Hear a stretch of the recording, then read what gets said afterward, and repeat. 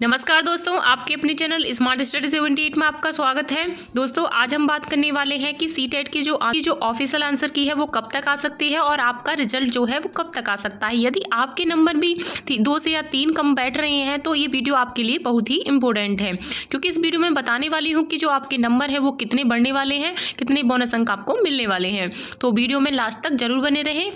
तो चलिए video start करते हैं। दोस्तों सबसे पहले बात कर लेते हैं कि जो सीटेट की जो आंसर की पर जो आपत्ति दर्ज की जा रही थी वो आपकी 15 मार्च को खत्म हो चुकी है, यानी 15 मार्च तक आप आपत्ति कर चुके हैं। अब आपकी आपत्ति की जो विंडो है वो बंद हो चुकी है, अब आप नहीं कर सकते। तो आगे मैं बात करती हूँ, जैसे कि आपकी जो सबसे पहले जो आंसर की आई थी वो आपकी प्रोविजनल आंसर की आई है, यानी 12 मार्च को जो आपको आंसर की दिखाई दे रही थी वो आपकी प्रोविजनल आंसर की थी। प्रोविजनल आंसर की कैसी होती है, उसमें देखो बहुत सी क्वेश्चनों पर मिस्टेक होती है, तो वही इसलिए तो आपत्ति दर्ज की जाती है ताकि उन गलतियों को सुधार कर सही किया जा सके। इसलिए तो ऑफिशियल आंसर की आती है। आपकी प्रोविजनल आंसर की आई है, उसके बाद ही आपको ऑफिशियल आंसर की देखने को मिलेगी, क्योंकि ऐसा होता है कि प्रोविजनल जो आंसर की होती है उसमें बहुत से क्वेश्चन पर मिस्टेक होती है। मिस्टेक होने के बाद वो जो मिस्टेक होती है वो आपकी ऑफिशियल आंसर की में ठीक हो जाती है, क्योंकि ऑफिशियल जो आंसर की होती है ना उसी के आधार पर ही तो रिजल्ट बनता है। तो जो आपकी ऑफिशियल आंसर की में जितने नंबर होंगे उसके आधार पर ही आपका रिजल्ट बनेगा फाइनल। तो देख लीजिए, अभी तो आपकी प्रोविजनल आंसर की है, उसके बाद जो ऑफिशियल आंसर की है वो कब तक आ सकती है। देखिए, जब आपकी ये प्रोविजनल आंसर की आती है उससे कम से कम लगा लीजिए 8 से 10 दिन लगते हैं आपकी ऑफिशियल आंसर की आने में, क्योंकि संशोधन में टाइम लगता है। सीबीएसई को भी अपनी जो आपकी आपत्ति होती है उन पर चेक करना होता है कि कहाँ पर गलती है कहाँ पर नहीं। तो इस वजह से आपके 8 से 10 दिन तो लगते ही हैं, क्योंकि 12 मार्च को आई थी आंसर की, तो आपकी जो कम से कम आपकी जो ऑफिशियल आंसर की है वो आपकी मार्च के लास्ट वीक में आपको देखने को मिलेगी। यानी कि मार्च के लास्ट वीक में आपको देखने को मिल जाएगी।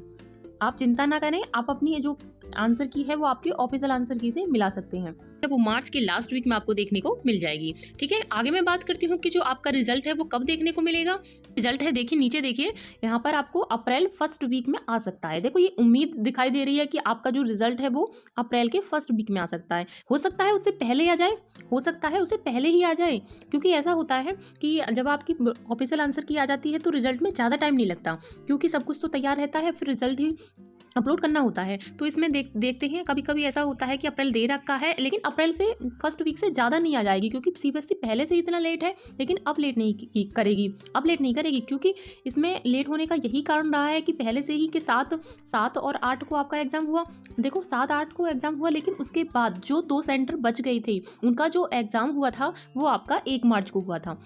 1 मार्च को एग्जाम होने का कारण ही तो आपका जो आंसर की है वो काफ़ी लेट हुई है। बाकी आप अब तक तो आपका रिजल्ट भी आ जाना चाहिए था, लेकिन जब एग्जाम कराना पड़ा तो दोनों की जो एक साथ देना था, तो इस वजह से आपकी जो आंसर की है काफ़ी लेट हो गई।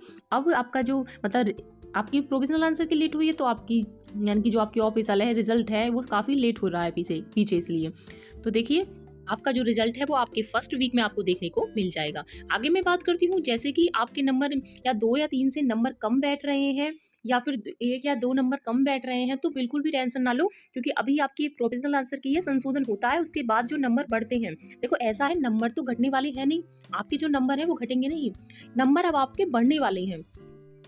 आपने देखा भी होगा कि ए आया है, बी आया है, सी आया है, ऐसे करके सभी की आंसर की पर आ रहे हैं। और जेड का मतलब तो ऑल ही होता है, सभी को बोनस मिला है, चाहे आप अटेम्प्ट करो या ना करो। इसके लिए इस पर जो अंक दिया जाता है वो सभी को दिया जाता है। कभी कभी तो ऐसा होता है, जैसे कि आपने ए आया है, तो कभी कभी जरूरी तो नहीं है कि पहला और दूसरा आंसर आपने लगाया हो। अगर आपने ना भी लगाया हो, कभी कभी तो ऐसा होता है कि इस पर भी नंबर मिल जाता है।